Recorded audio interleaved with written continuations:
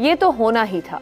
खैबर पख्तूनख्वा से लेकर कराची और गिलगित बल्तिस्तान, आज़ाद कश्मीर से लेकर बलोचिस्तान के शहरों तक महंगाई से सताए अवाम गमो गुस्से की हालत में सड़कों पर निकल आए हैं। 75 साल ठुडे खा के समझ आई, पाकिस्तान बनने के बाद हालात बद से बदतर हुए। IMF एक माशी दहशतगर्दी का इदारा है। अजीत कुमार डोवल है, ETP है इकोनॉमिक्स का।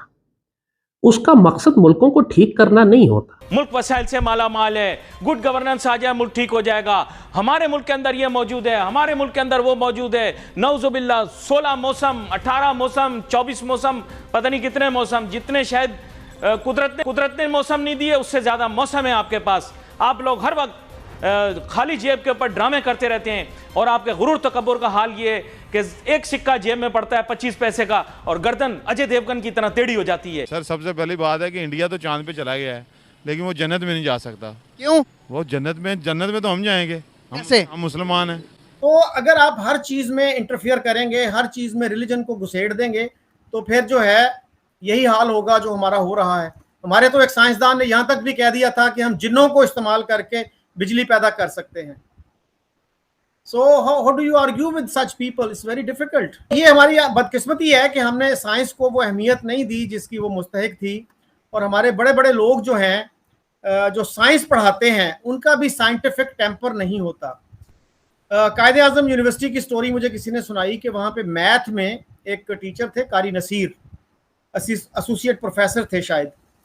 तो वो स्टूडेंट को कहा करते थे कि देखो मैं मैथ तुम्हें पढ़ा तो रहा हूँ, लेकिन ये है गैर इस्लामी मजमून, तो मेरी मजबूरी है, रोटी रोजी का मसला है, इसलिए मैं आपको ये पढ़ा रहा हूँ। अब आप ये देखिए कि मैथ के टीचर और कायदे आजम यूनिवर्सिटी जैसी एक प्रेस्टिजियस यूनिवर्सिटी में उनका ये माइंडसेट है। इसी तरह बायोलॉजी पढ़ाने वाले बहुत सारे टीचर्स जो हैं वो कहते हैं जी ये जो है हम पढ़ा तो रहे हैं डार्विन की थ्योरी जो है एवोल्यूशन की, लेकिन हम इसको मानते नहीं हैं। इससे बेहतर तो ईरानियों का रवैया है। वहाँ के मौलवी इतने इनलाइटेंड हैं, वो कहते हैं भाई रिलीजन का जो दायरा है डिफरेंट है, साइंस का डिफरेंट है, और उसकी वजह से आप वहाँ देखें बहुत अच्छी यूनिवर्सिटी है शरीफ यूनिवर्सिटी, साइंस और टेक्नोलॉजी में बड़ा नाम है उसका। तो इस तरह का जो रिलीजन का इस्तेमाल है ये काफ़ी पुराना है हमारे यहाँ। अब देखिए जमात इस्लामी के कोई भी लीडर मैं नहीं जानता जिसके 8-10 बच्चे हों, इसलिए कि ख़वातीन जब पढ़ लिख जाती हैं तो वो फिर 10-12 बच्चे पैदा नहीं करती। तो हमने तालीम को निगलेक्ट किया और उसका नतीजा ये है कि आज हम हर तरफ से मसाइल में घिरे हुए हैं, जिसमें से एक इशू जो है वो पॉपुलेशन एक्सप्लोजन का भी है। अब फोटोग्राफी को देख लीजिए, कितनी मुखालफत होती थी। मौलाना मौदूदी ने भी लिखा कि फोटोग्राफी हराम है, और आज आप देखिए कि जमात इस्लामी का अखबार जो जसारत है उसको बेस्ट फोटोग्राफी का अवार्ड मिलता है। तो हराम चीज़ें जो हैं वो अब हमारी राहत जहाँ का सामान लेके आई हैं। पोलियो दुनिया के तमाम मुल्कों से ख़त्म हो चुका है सिवाय पाकिस्तान और अफगानिस्तान के, और पाकिस्तान वो मुल्क है जहाँ पोलियो वर्कर्स को गोलियां मारी जाती हैं। तो अगर हमने इस कंस्पिरेसी थ्योरी के माइंडसेट को शुरू में ही चैलेंज किया होता, लोगों को समझाया होता, तो बात यहाँ तक नहीं आती। उसको हमने कहा कि हमें तो कोई नुकसान नहीं है, 9/11 पे आप जो मर्जी कहते रहे कि जी ये यहूदियों की साजिश थी और ये थी वो थी। तो अब क्या है कि अब it has come back to haunt us. तो अब हमें अंदाजा हो रहा है कि यार ये तो बहुत ही खतरनाक काम हो गया। अब स्टेट कहती भी है कि यार ये कोरोना वायरस जो है इसका इलाज है वैक्सीन, आप कहते नहीं। जैद हामिद आपके फेवरेट जो है कमेंटेटर, वो कहते हैं कि जी वैक्सीन से मुसलमानों के ज़हन से खुदाई रूह और इस्लामियत निकाल देगी ये जो वैक्सीन है, यू नो। और उन्होंने ये भी फरमाया कि कोरोना वायरस जो है ना ये तो फ्लू से कम खतरनाक है, क्यों इस चक्कर में पड़ते हो। और बिल गेट्स के भी वो बहुत खिलाफ हैं, और वो कहते हैं कि बिल गेट्स जो है इस रीजन के लोगों को मारना चाहता है। और कौन प्रमोट करता रहा है जैद हामिद को, आपको तो पता ही है। तो क्यों हम इस तरह के लोगों को प्रमोट करते हैं, ये नहीं समझ में आती बात।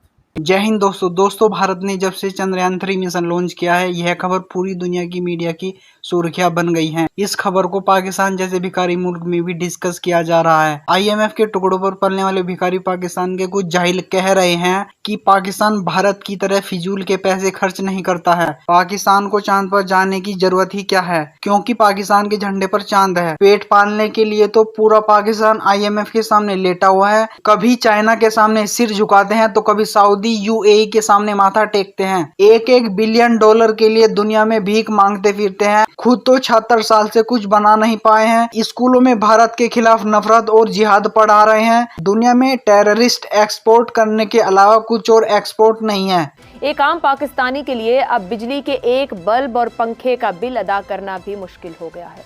जो इस वक्त पाकिस्तान में सारा क्राइसिस, सारी प्रॉब्लम, सारा फसाद, जिसको मैं साफ कहूँगा, जो इकोनॉमिक टेररिज्म पाकिस्तान के खिलाफ हो रहा है, जो माशी दहशतगर्दी हो रही है, वो वैसे ही है कि जैसे आप पाकिस्तान की सिक्योरिटी को अजीत कुमार डोवल या टीटीपी के हवाले कर दें। पाकिस्तान की सारी इकोनॉमिक्स इस वक्त दो इदारे कंट्रोल कर रहे हैं, एक IMF, दूसरा world economic forum. World economic forum ये शैतानों का एक इतना बड़ा इदारा है, एक क्लास श्वाब जिसका डायरेक्टर है, और ये पूरी दुनिया में जो न्यू वर्ल्ड ऑर्डर और ग्लोबल रीसेट और बिल्ड बैक बेटर के नाम के ऊपर पूरी दुनिया में जो माशी तबाही लेकर आ रहे हैं, पाकिस्तान जाहिर है उससे बचा हुआ नहीं है। IMF एक माशी दहशतगर्दी का इदारा है, अजीत कुमार डोवल है, TTP है इकोनॉमिक्स का। उसका मकसद मुल्कों को ठीक करना नहीं होता, उसका मकसद होता है मुल्कों को माशी दहशतगर्दी के जरिए मुकम्मल तौर पर तबाह व बर्बाद कर देना। IMF के पास जाना ही नहीं चाहिए था। 1, 2, 4, 5 बिलियन डॉलर के लिए जब आप IMF के पास जाते हैं तो वो आपको शहरक से पकड़ लेता है। इंटरनेशनल मॉनेटरी फंड जैसे कहा कि एक माशी दहशतगर्दी का इदारा है, वो इदारा पूरी रियासतों को हड़प कर जाता है। वो हड़प करने के लिए ही आता है, वो इसलिए नहीं आता कि मुल्क की मईशत ठीक हो गई। तो करप्ट, इनकॉम्पिटेंट और गद्दार सियासी हुकूमतें शॉर्ट टर्म में अपनी पॉलिटिकल गेन्स के लिए, अगला इलेक्शन जीतने के लिए, ये दिखाने के लिए कि मुल्क में हमने कोई माशी तरक्की की है, शर्मनाक शराइत के ऊपर IMF से कर्जे लेती है। आपने टेक्निकली पाकिस्तान के स्टेट बैंक को IMF का एक डिपार्टमेंट बना दिया, और वो IMF जिसको गोविंदा गोपीनाथ, क्या वो हिंदू औरत है, और बाकी सारे के सारे पीछे यहूदी और हिंदू जो बैठे हुए हैं IMF में, आपके ख्याल में वो इस इदारे को इस्तेमाल करके पाकिस्तान की माशी तरक्की करेंगे या पाकिस्तान को माशी दहशतगर्दी के जरिए तबाह बर्बाद करेंगे? तो आप एक तरफ IMF से डील कर रहे हैं, IMF स्टेट बैंक को हड़प कर चुका है इसीलिए आपको पाकिस्तानी डॉलर बिल्कुल आउट ऑफ कंट्रोल नजर आता है कि कोई स्टेट बैंक की इंटरफेरेंस इसमें नहीं है। बाकायदा IMF की शराइत भी है और वो खुद बैठे हुए चूंकि कंट्रोल कर रहे हैं स्टेट बैंक को, लिहाजा वो डॉलर का रेट फिक्स नहीं होने देते। वरना हमेशा पूरी दुनिया में, अफगानिस्तान जैसे मुल्क में भी रियासत इंटरफेयर करती है। पाकिस्तान जब 71 में पाकिस्तान टूटा है तो उस वक्त ₹5.5 का डॉलर था। भुट्टो ने अगले दिन आने के बाद डिसाइड किया कि हम 11 रुपये, 100% डिवैल्यूएशन की, 11 रुपये का होगा।